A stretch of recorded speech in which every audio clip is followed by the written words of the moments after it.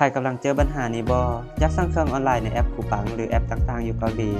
แต่กดจ่ายเงินเท่าใดก็จ่ายบ่ผ่าน นั้นก็เพราะว่าบัญชีธนาคารที่เราเปิดตอนอยู่ศูนย์ฝึกมันยังเป็นข้อมูลเก่าจากพาสปอร์ตอยู่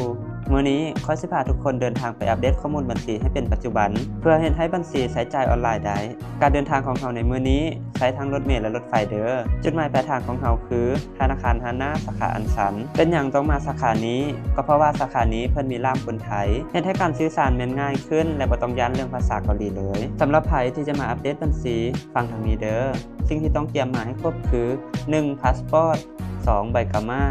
3. สมุดบัญชี 4. เบอร์โทรศัพท์ที่ลงทะเบียนโดยใบกาม่าและ 5. ต้องมีเงินในบัญชีขั้นต่ำ 130,000 วอนข้อนี้สำคัญแฮงเพราะทางธนาคารจะบังคับให้เราเปิดบัญชีฝากประจำถ้าไผบ่พร้อมเรื่องเงินจำนวนนี้แนะนำว่าอย่าฟ้าวมาเด้อจะเสียเวลารอท้าละลาหลังจากอัปเดตข้อมูลแล้วบัตรของเราก็จะสามารถผูกกับแอปต่างๆหรือซื้อเครื่องออนไลน์ได้ทันที